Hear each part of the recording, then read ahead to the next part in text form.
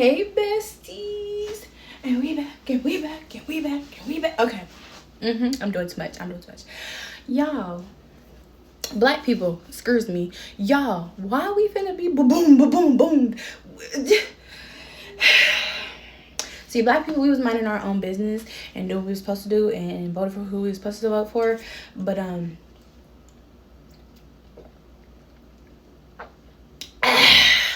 everybody else got the game messed up, and now the orange man and his people done poof the people who told us not to step into the stuff. And yeah, but hey besties, how y'all doing? I would like to thank all of my 16 subscribers. I love y'all. Thank you so much. Y'all didn't have to do it, but y'all did do it. And all my 5 to 7 people who be hearting on my stories and showing me love. Special shout out to all my family who be showing me love, because I love y'all, because y'all love me, because y'all know I'm trying to get this pape, if we still have a world to get this pape in, because it's real ghetto. But anywho, that's not the topic today. Is the topic today something good, Allie? Yes, it always is. It always is. So, have y'all ever had like that people pleaser mindset? That, oh, I don't want to lose you. Oh, I just want to be around people mindset. Me too. Recovering people pleaser here. And what I've learned is, even if they're your family and they disrespect you, either disrespect them back or cut them off. I'm going to say it louder for the people in the back. Even if they're your family and they disrespect you, either disrespect them back or cut them off. It's going to hurt. You're going to miss them. Oh, well. What about the kids? Oh, well. That's their parents. You can't do nothing about it. You can't grovel. You can't beg. You can't do nothing about it. When they get old enough to understand what's going on, they can either mess with you or they can mess with their people. Now, that's up to you. That's what you want to do. But as a recovering people pleaser, as my generation would say, I recommend that you cut them off and stop talking to them, or tell them to either respect you and change, meaning apologize, respect who you are, and change their ways and behavior towards you, or don't mess with you at all. Or don't mess with you at all. Say it with me. Or don't mess with me at all. Okay. Love that for us. Love that for us. You have to stand on business. Even if you're not a people pleaser and you're just like in that middle where you're just like, nah, like I don't want to have conflict. Baby, sometimes the conflict is necessary.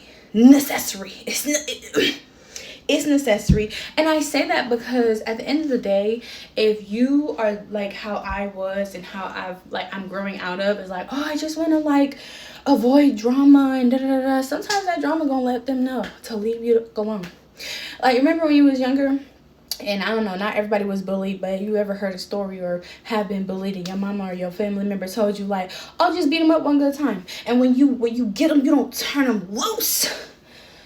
And everybody else will stop messing with you because they'll get the gist. You gonna hear a bunch of talkers, but ain't nobody gonna pop they on you, because you know for a fact that you done dog walked out of that bully, and whoever was rocking with him and whoever was supporting him is now seeing that bully ain't got on you. Yeah. Your family be the bully too. Your best friend be the bully too. Your coworker best be the bully too. Your boss, even your boss is the bully. And at the end of the day, you have to do what's right for what? English, girl. You have to do what is right for you. Because if you don't do what's right for you, and you allow a lot of people to like bully you or take advantage of you or talk to you or not, and when I pause, talk to you, not talk to you, but talk to you, you're gonna resent yourself when you start realizing, like, I don't like this. I don't want to stand for this no more. People bother me. This is annoying to me. And trust me, I'm speaking from experience. I know. We hear it all the time on social media. Don't do this. Don't do that. Everybody always saying this, blah, blah, blah, blah, blah. But baby, it's true. Hold on, I got something in my eye. Baby, it's true. You deserve it all. But seriously, you need to, like, stand up for yourself. Get up and say something. I'm serious. Because it's like, from a baddie, no, I'm just kidding. From a girly who deals with like depression and anxiety and stress, because adulting is ghetto.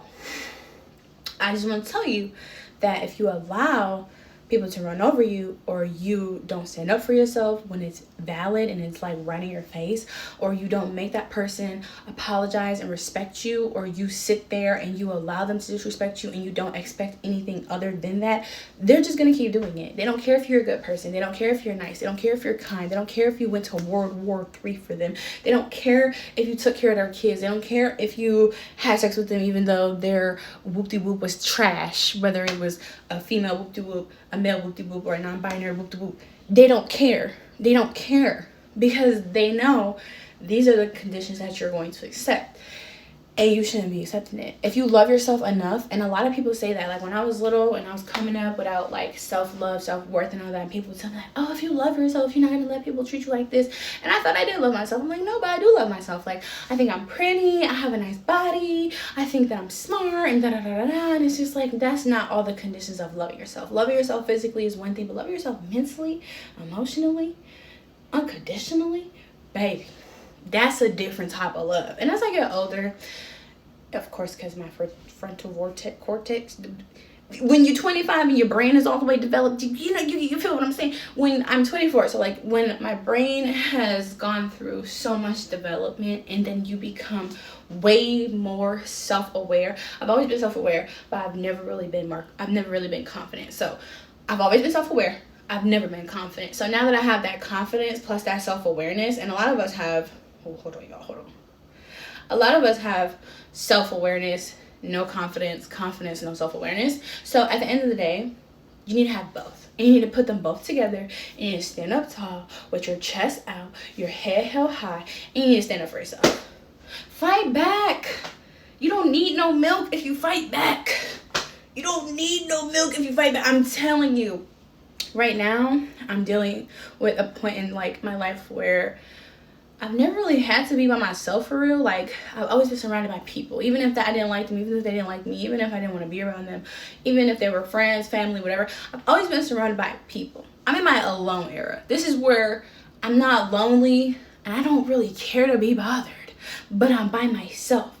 And I'm getting used to that more. I used to be scared to be alone because I've almost been kidnapped a lot of times. And guys, it's not fun. It's not a fun life. I'm trying to tell you, it's not a fun life. But because I have so much experience with standing up for myself, even to people who I felt like I should never talk to in a certain type of way or talk about in a certain type of way to them or stand up for myself, in front of them or to them.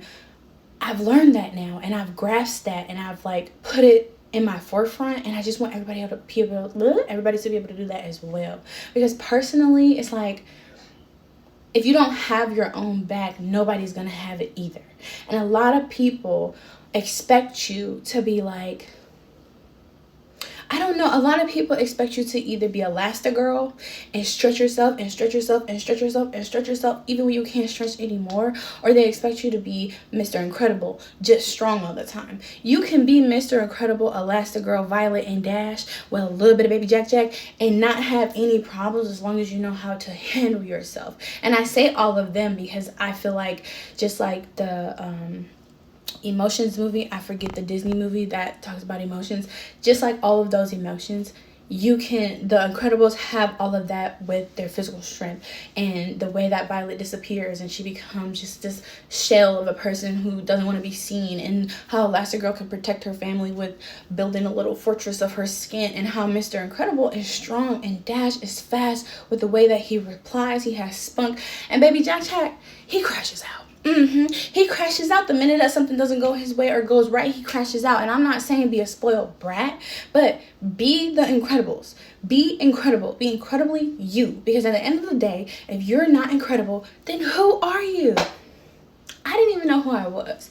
I had a baby. I was engaged and that didn't work. I was in a relationship for 5 years. That did not work because it wasn't serving me, because I wasn't incredible in that relationship. I wasn't incredible with myself alone, without that person or without that family idea in my head. And because of that, I shut myself down and I stopped being me. And you never want to stop being yourself for anybody or any situation, because you are incredible.